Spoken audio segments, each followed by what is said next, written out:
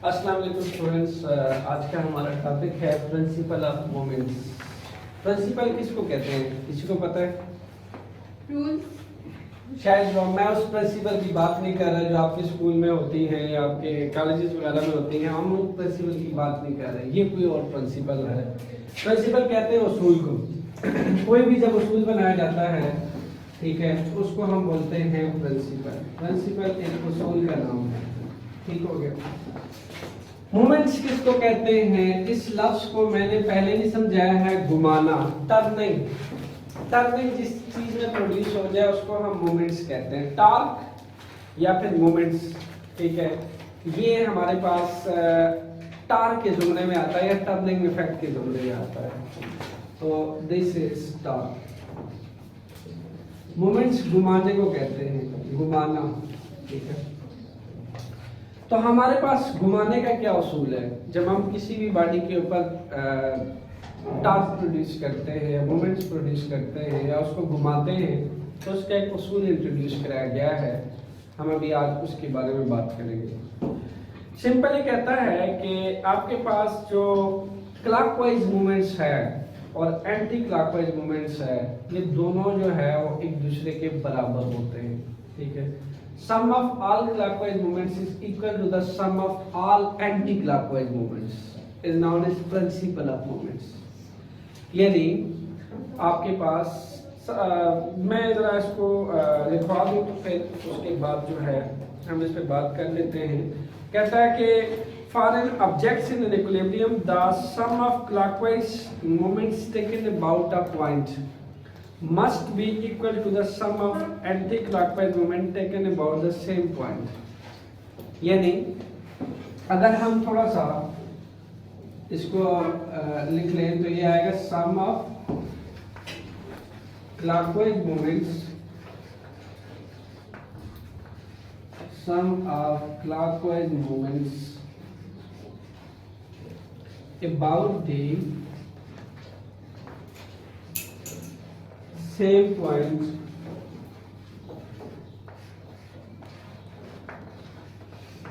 is equal to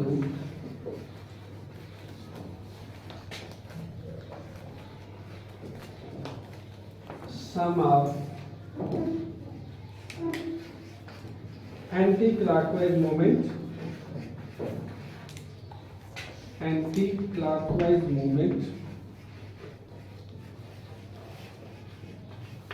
about the same point।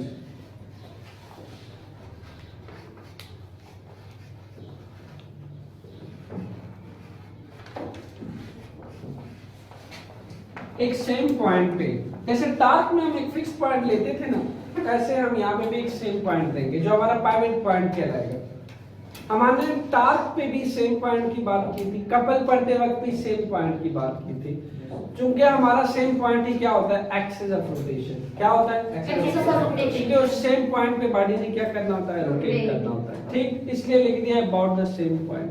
तो एक same point पे जो sum of clockwise movements produce होंगे और एक उसी सेम पॉइंट पे जो sum of anti clockwise movements produce होंगे, वो एक दूसरे के बराबर होंगे, ठीक। ये है मूवमेंट्स का उसूल, बॉडी को घुमाने का उसूल। समझ आ गई इतनी बात? अब आपकी जो क्लॉकवाइज मूवमेंट्स है, एंटी क्लॉकवाइज मूवमेंट्स है, उसको थोड़ा सा अलग बात कर लेते हैं, फिर हम आते हैं इस डिटेल पे जो साइड पे डायग्राम बनेंगे। हेडिंग लगा दीजिए क्लॉकवाइज मूवमेंट्स, ताकि आपको पता हो क्लॉकवाइज मूवमेंट होती क्या है।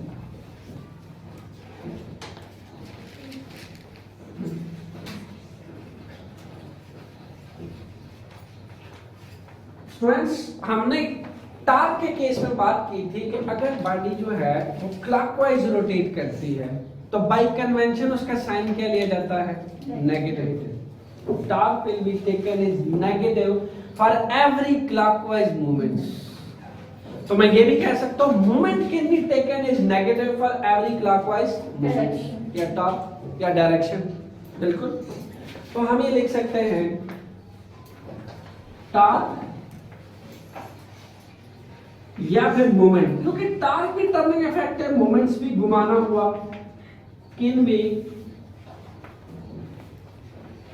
टेकन इज नेगेटिव, ये नेगेटिव दिया जाता है हमेशा, ठीक। क्लॉकवाइज मूवमेंट्स लाइक जैसे आप वॉच में चलते हो ना, कैसे चलते हो, 12 1 2 3 4 5 6 7, ये आपका क्लॉकवाइज मूवमेंट है, दिस इज क्लॉकवाइज, जो आप प्रॉपर क्लॉकवाइज। अगर मैं उल्टी काउंटिंग स्टार्ट करूं तो ये क्या कहलाएगा, एंटी क्लॉकवाइज। ये क्या कहलाएगा, क्लॉकवाइज, ये एंटी क्लॉकवाइज। तो हम जब क्लॉकवाइज चलेंगे कुछ ऐसा, उसके लिए जो मोमेंट आया, टार्क है, वो नेगेटिव दिया जाएगा, टा विल बी नेगेटिव, या moments will be negative clockwise में, क्लॉकवाइज में, ठीक है। अब बात कर रहे थे anti clockwise. Step by step heading डालेंगे और स्टेप बाय स्टेप चीजों को हम समझेंगे, आपने ध्यान में रखना है, कांसेप्ट्स क्लियर कर देंगे, ठीक है जी। Anti clockwise movement, anti clockwise movement simple क्या लिया जाता है, ये आपका लिया जाता है पॉजिटिव। हम जब एंटी क्लॉकवाइज मूवमेंट्स करते हैं या टार्क प्रोड्यूस करते हैं तो हमेशा लिया जाता है पॉजिटिव, ठीक हो गया, ध्यान में रखना। टार्क या फिर moment taken is positive, sir हमेशा पॉजिटिव, यस, दैट्स व्हाई लिखवाया जा रहा है for every anti clockwise direction.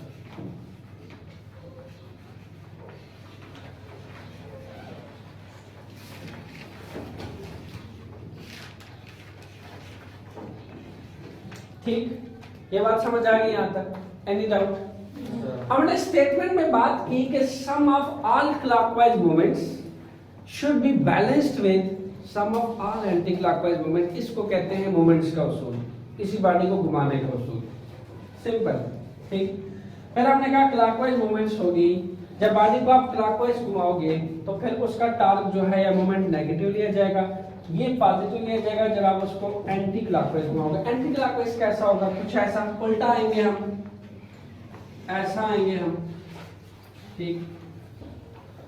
जब आप उल्टा चलते हो कुछ यूं करके तो फिर वो लिया जाता है एंटी क्लॉकवाइज मूवमेंट और उसका टार्क बाय कन्वेंशन हम पॉजिटिव लेते हैं, ठीक। ये बात यहां तक समझ आ गई। अब इसी प्रिंसिपल ऑफ मूवमेंट को एक रॉड पे लगा के चेक करते हैं, जो कि ये रहा, और देखते हैं कि क्या वाकई anti clockwise movement clockwise movement के बराबर आ रहा है। लेट्स से एक मेटल रॉड लिया हुआ है जो आपके सामने है, कहने को ये लिया गया है पूरा 1 मीटर, लेकिन हमने क्या किया हुआ, एक शार्प सा एज लिया हुआ जिसपे इस मेटल रॉड को बैलेंस किया हुआ है, ये रहा।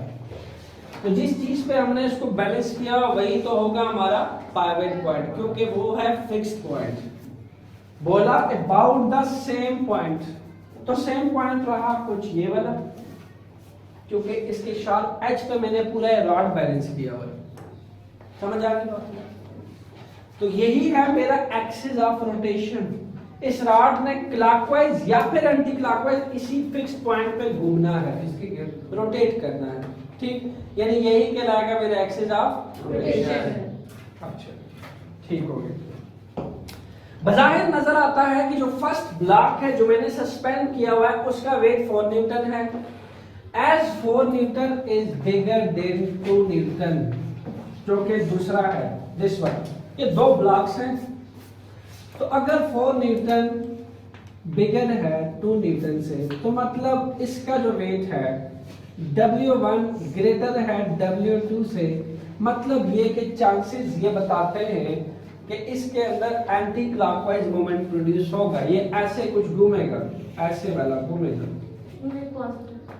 ऐसा ही, क्योंकि सर पॉजिटिव है, नहीं आप समझ नहीं रही, वेट ज्यादा है उसका, W1 is equal to W2, समझ रही हो? ये W1 W2 है, ठीक है।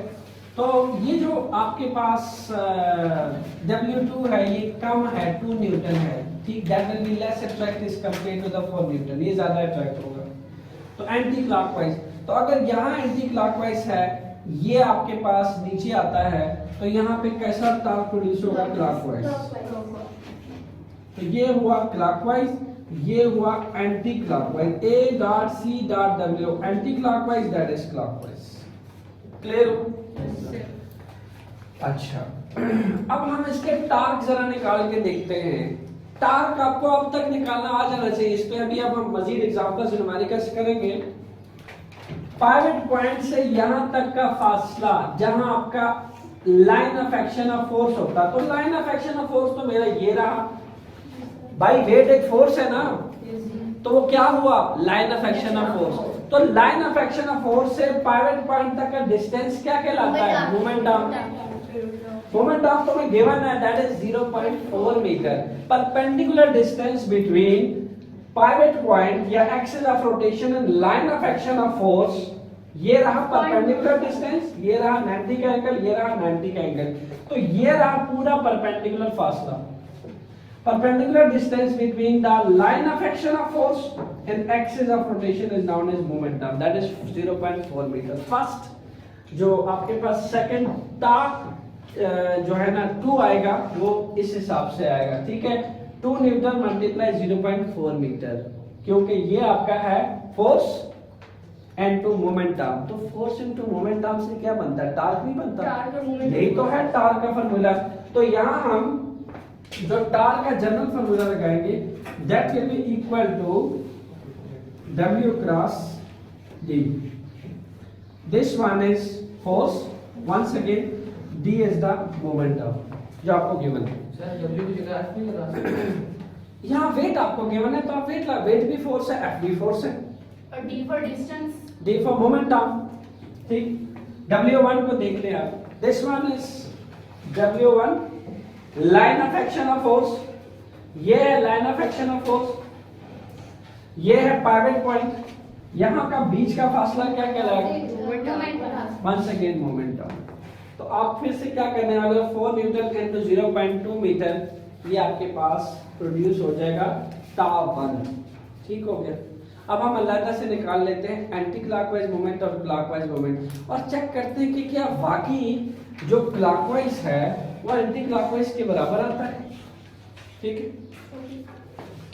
सो यहाँ ऐसा करते हैं, बीच में लगाते हैं इक्वल का साइन, क्योंकि यहाँ बोला गया इक्वल, और यहाँ लगा देते हैं एंटी क्लॉकवाइज मोमेंट।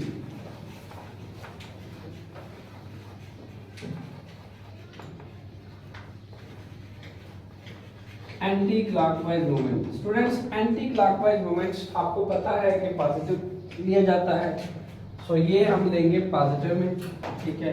और दूसरा ये है कि इसकी जो वैल्यूज पुट होंगी वो कैसे होगी, 4 न्यूटन आपके पास इसका वेट है, N2 ये इसका मोमेंट आर्म है, तो W1 क्रॉस 0.2 मीटर, W1 आपको क्या गिवन है, दैट इज 4 न्यूटन। तो 4 न्यूटन क्रॉस 0.2 मीटर, अच्छा ठीक है। यहां पे आया आपके पास क्लॉकवाइज मूवमेंट,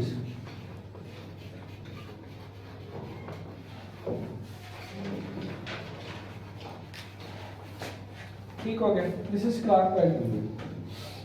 क्लॉकवाइज मूवमेंट जो है आपके पास कैसे प्रोड्यूस होगा, बिल्कुल ये रहा line of action of force, ये रहा उसका मोमेंटम। तो W2 cross this momentum, W2 cross this momentum, ये आपको देने वाला है τ2, ठीक हो गया। 0.4 मल्टीप्लाई कितना, 2 मीटर, यहां लगेगा मीटर। स्टूडेंट्स यहाँ पे मैं इसके साथ लगाने वाला हूं अपने आप से नेगेटिव साइन, क्योंकि मैंने कहा है कि हर क्लॉकवाइज टार्क नेगेटिव लिया जाएगा, दैट्स राइट। नेगेटिव साइन अपने आप से आप लगाओगे सर, बेशक ना हो तो कुछ नहीं। जी हाँ, इसलिए आपको कहा गया है कि आंसर के साथ आप नेगेटिव साइन लगाएंगे, ठीक हो। अच्छा, यहाँ पे आपके पास आंसर आ जाएगा almost 4 newton cross 0.2, 0.8 newton meter, ये आ जाएगा माइनस 0.8 न्यूटन मीटर, ठीक। अगर हम इसको वहां लेके जाते हैं तो आपके पास नेट आंसर क्या आएगा, यहाँ 0 बचेगा, 0.8 newton meter minus 0.8 newton meter, ये कट गए, दोनों साइड्स पे क्या आ गया 0। ये तो हो गया बैलेंस्ड। यहाँ पे ये माइनस से इक्वल टू प्लस भी होगा। जी इसको नहीं देखना, अच्छा दूसरी बात है, इस वाले को दे देंगे। हाँ जी, तो आपके पास सिंपली ये कट जाएंगे और आपके पास बैलेंस्ड हो जाएगा, ठीक है। और वैसे भी बज़ाहिर आपको नजर आ रहा है कि अगर मैं आंसर यूं लिखूं 0.8 न्यूटन मीटर, ठीक, और इसको मैं लिखूं 0.8 न्यूटन मीटर, ठीक, तब भी आपके पास बराबर ही आ रहे। अगर इसको मैं सपोज किया सॉल्व ना करूं, ठीक है ना, तो आपके पास यहाँ भी 0.8 न्यूटन मीटर, वहां भी 0.8 न्यूटन मीटर, बराबर से। यस। लेकिन चूंकि बाय कन्वेंशन हम साइन नेगेटिव लेते हैं, दैट्स व्हाई मैंने आपको सॉल्व करके भी दिखा दिया। अच्छा, यहाँ तक समझ आ गई? टान नेट हमारे पास 0 आया है, इसका मतलब ये कि ये दोनों हो चुके हैं बैलेंस्ड आपस में। अब नेक्स्ट हमें एक एग्जांपल दी गई है आपके बुक में, जो प्रिंसिपल ऑफ मूवमेंट्स है, उसमें आप जैसे सीसा है, ठीक है, सीसा में क्या होता है कि आपके पास एक पर्सन लेफ्ट साइड पे बैठता है, एक पर्सन राइट साइड पे बैठता है, एक शार्प सा जो आपके पास एज होता है वो बैलेंस कर रहा होता है उसको। ये मैं आपको दिखा दूं, लुक एट दैट, ठीक है, ये एक शार्प सा एज है, ठीक है, ये इसको बैलेंस कर रहा है सीसा के ऊपर। और आप देख सकते हो कि ये जो दो स्टूडेंट्स इस पे बैठे हुए, ठीक है, ये प्रिंसिपल के मोमेंट्स के कानून को फॉलो करते हुए इस पूरे सीसा को उन्होंने बैलेंस किया हुआ है, ठीक है। जो क्लॉकवाइज मूवमेंट्स है वो एंटी क्लॉकवाइज मूवमेंट्स के बराबर आएगा। सिंपल, जाहिर है, दोनों का जो वेट है वो एक जैसा तो नहीं हो सकता, दोनों का वेट लेटरल वेट डिफरेंस आएगा हल्का सा, ठीक। तो जिसका वेट ज्यादा होगा वो बिल्कुल इस जैसा एंटी क्लॉकवाइज प्रोड्यूस कर देगा, जिसका वेट कम होगा वो क्लॉकवाइज प्रोड्यूस कर देगा, और दोनों एक दूसरे को क्या कर देंगे, बैलेंस, ठीक। इसी हिसाब से आपकी जो करवान की बुक है उसमें फिर क्लॉकवाइज और एंटी क्लॉकवाइज मूवमेंट का भी समझा रखा है, देख सकते हैं आप। जब वो फर्स्ट वाले ऊपर वाले स्पाइनर पे ऊपर की जाने फोर्स लगाता है तो स्पाइनर जो है वो ऐसे घूमता है, ऐसे, ठीक। तो उसको उसने बोला है एंटी क्लॉकवाइज मूवमेंट्स।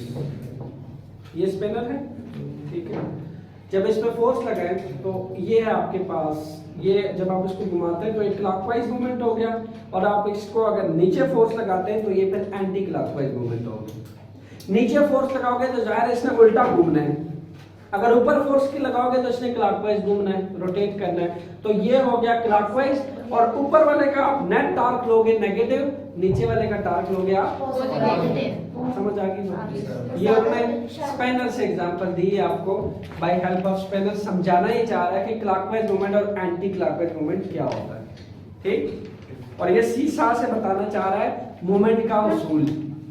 फिर से वही उसूल सेम ऐसा समझ लो, ये सीसा है, यहाँ बैलेंस किया हुआ है, ये दो स्टूडेंट्स हैं जो इस पे बैठे हुए हैं, तो क्या हो रहा है, ये दोनों परफेक्टली एक दूसरे को बैलेंस कर जाएंगे, इनके वेट के हिसाब से इनका clockwise movement anti clockwise movement balance आ जाएगा। जो कि यहाँ पे देखो, अगर एक चीज पे आपने गौर किया हो, अगर इसका वेट ज्यादा है तो इसका मोमेंट आर्म कम है उससे, इसका वेट बज़ाहिर ज्यादा है लेकिन इसका मोमेंट आर्म कम है साथ वाले से, इसका मोमेंट आर्म जो है वो ज्यादा है, इसका वेट कम है, तो बात भी समझ आती है। जरा मैं अगर दोनों को लिखूं तो यूं लिखा जाएगा, टा1 इक्वल टू टा2, यानी अगर मैं फर्स्ट वाले के लिखूं तो मेरे पास आ जाता है W cross D, W1 cross D1, W2 cross D2, ठीक। अगर एरो देखिएगा, मैं एरो के हेल्प से आपको मोमेंट का उसूल समझाता हूं, बात भी समझ आएगी। टा1 का वेट ज्यादा, ये कम, इसका वेट कम, मोमेंट कम ज्यादा, कैसा एरोस भी बैलेंस हो रहे हैं, एक ज्यादा हो एक कम हो तो बैलेंस। यस, अगर ये दोनों ज्यादा हो रहे होते तो फिर बैलेंस तो फिर कभी बैलेंस ना होता।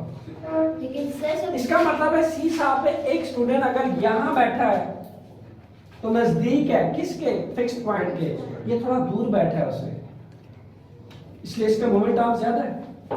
समझ आ रही है? That's why they can be balanced with each other। और एरो से भी देख सकते हैं, ये ज्यादा ये कम, यहाँ वही एरो जो यहाँ ज्यादा थी ये कम हो गई, यहाँ जो कम थी वो ज्यादा हो गई। That's why they are balanced। एक खुद ब खुद बैलेंसिंग सिचुएशन क्रिएट हो रही है इसके अंदर। तो सिंपली सीसा में भी ऐसा ही होगा। ये आपके करवान की जो बुक है, उसकी जो एनबीएफ की बुक पे एग्जांपल भी दी गई, ये भी बिल्कुल ऐसी है। ठीक है, अगर तो आपके पास परफेक्ट आपने इसके अंदर आप चाहते हो कि टा1 टा2 को बैलेंस करें, तो याद रखिएगा उनके वेट के हिसाब से उनके मोमेंट आर्म भी सेम होने चाहिए, फिर मजा आएगा, फिर बैलेंस कर सकते हैं। मैं कहूँ कि इसका जितना वेट है वो उतना ही मोमेंट आर्म पे मौजूद है पिवट पॉइंट से, और इसका जितना वेट है वो उतना ही बैलेंस डिस्टेंस पे मौजूद है पिवट पॉइंट से। जब दोनों का वेट सेम, दोनों का मोमेंट आर्म सेम, तो फिर बैलेंस कर देंगे एक दूसरे को। अगर आपने बिल्कुल सेम मोमेंट आर्म पे बिठाने तो फिर उनके वेट भी आपको सेम लेने होंगे, ठीक हो। लेकिन अगर वेट डिफरेंट है, बिल्कुल जैसे ये सिचुएशन है, तो उनके मोमेंट आर्म आपके पास डिफरेंट आएंगे, एक का छोटा एक का बड़ा। Any question?